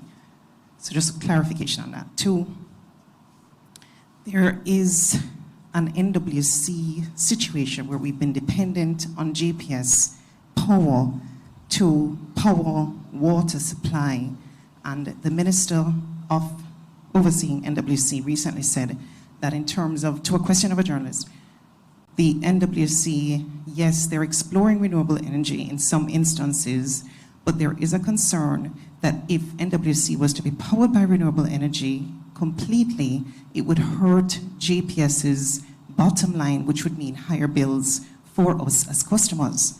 My question is, in the negotiations with JPS in order to renew their license, have you encountered or engaged them in any conversation about getting NWC, factoring NWC as not a customer anymore, and how they could plan for that so that people in disasters can continue to get water regardless of the power situation? And obviously that may have an impact on bills. I want to know if that has been assessed at this point. And lastly, on this $150 million investment that the government of Jamaica is making in JPS's restructuring, I get it, it's an investment in the economy. I just want to know, has there been a factoring done of cost to us as JPS customers in terms of light? How will that affect us? The next batch of questions, Mr. Berbick. Cost of the 2,500 containers, cost of the overall modular units, okay. I think the public calls them containers, but I will say with your language, modular units. Can we get to the question? Cost, I asked about the cost of the 2,500 the overall cost to the consumer who is about to purchase this when it comes in. Those were not mentioned, wondering about those figures. And then last batch of questions for you, Minister, is you had mentioned a spreadsheet of all the aid that's been received, and at some point it would be made available. I wanted to get a sense that overall spreadsheet now, because that 540 million that ODPEM had mentioned a couple weeks ago as having been deposited in ODPEM doesn't seem to reflect like the US 22 million that we got from the United States, or we were supposed to get from the United States in aid, because obviously that would be in the billions. And so I'm just wondering if you are going to be giving us the spreadsheet of all the aid that we've received from different aid agencies and also from different governments around the world. All right. In terms of the aid one, I'll take that one very quickly. Remember that much of the aid that's committed by many of our multilaterals is not cash. It is in kind. And so all of that is recorded by ODPEM. ODPEM has their system of monitoring all of that, and at the appropriate time, ODPEM will share that. So ODPEM, since you're here, I'll let you take the questions on the missing people and some of the aid questions that were there. So I'll start with the matter of the weekend. We do deliver on weekends. We deliver every day through our system. In terms of the cumulative sums that have been deposited into ODPEM accounts, I had mentioned earlier $1.68 million US and just about 635 million Jamaican dollars, and that's across all accounts. The procurement plan for these accounts is now being developed. We're doing that against the needs list. We're also looking at what persons are contributing otherwise in terms of what's on the ground, in terms of physical assets, and to move those. But we have been able to utilize from some other accounts, primarily the NDF, to treat with initial procurement of food items and water that has gone out. Your question concerning let's just clarify. None of the money that has been received has been spent as yet. So we've been using our government funds. Some additional funds were approved by Cabinet for ODPEM to use. Our donors have also provided food and so on. So none of that money has been spent. They're now going to figure out how to spend it. Concerning the missing persons, I believe.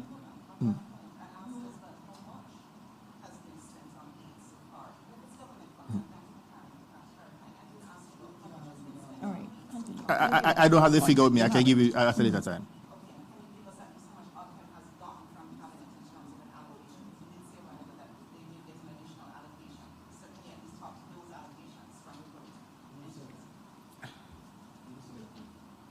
He'll give you those info after.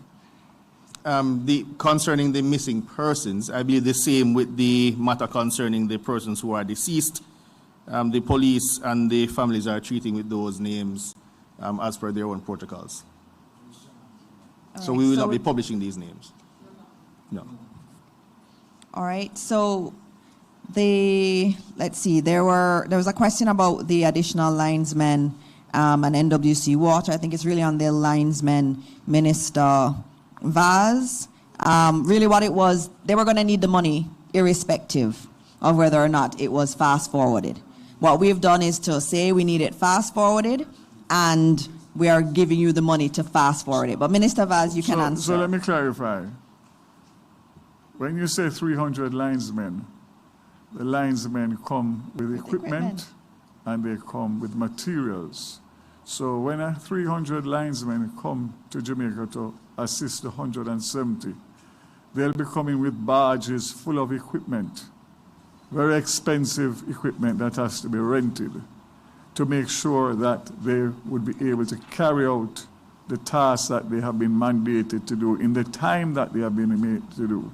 So bottom line is, if you get 300 linesmen, they will need to rotate those linesmen, because they would only work those linesmen for 18 hours a day for 30 days. So you'd have to bring in a new set of linesmen for the second 30 days, or you'd be using burnt out linesmen who are working at the minimum efficiency because obviously of the stress of the job that they are doing. So it is not 300 linesmen divided into 150 million US dollars. There's a lot more.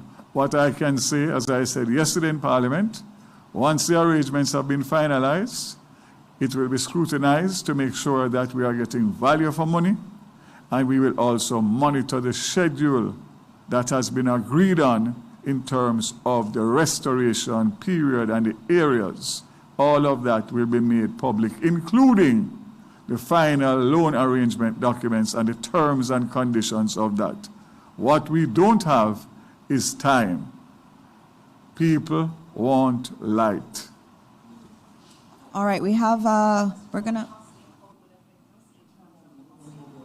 We are giving a loan, and that loan is fully secured with any situation that may arise, whether or not they get a new license or they don't get a new license. If they get a new license, which is 2 years is the expiry, they will be able to refinance themselves and pay us back the $150 million. If they don't, we are obligated to buy the assets of JPS, which means that our $150 million will come off of the table first.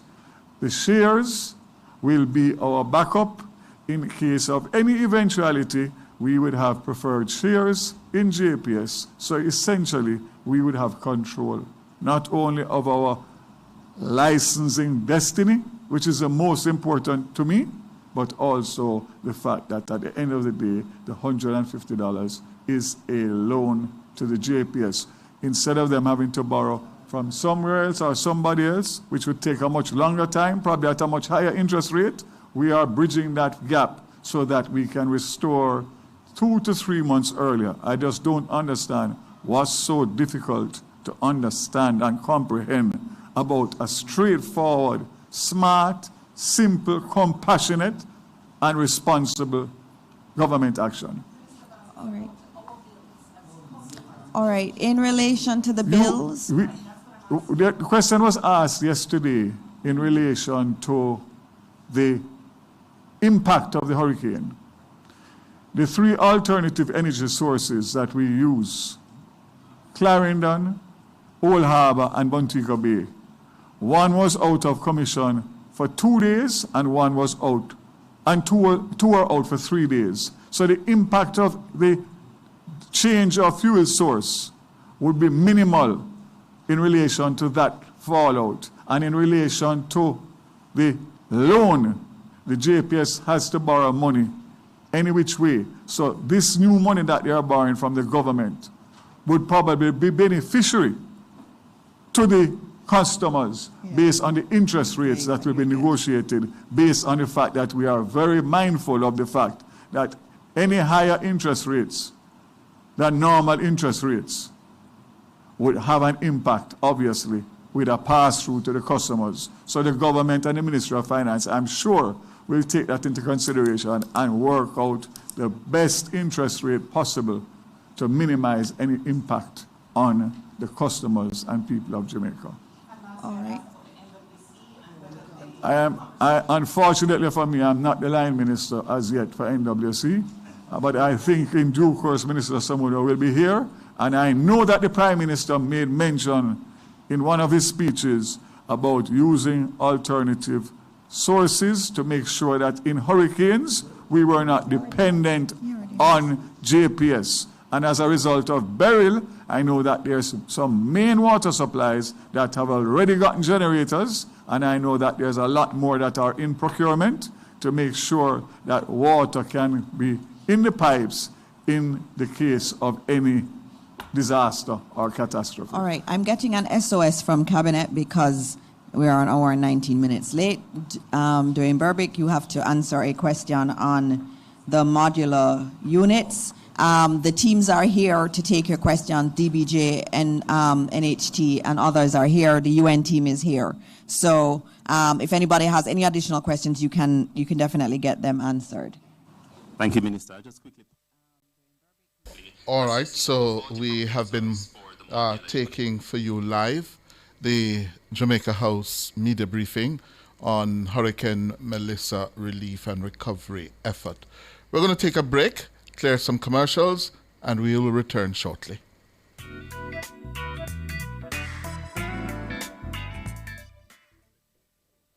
Rhino Jamaica Limited.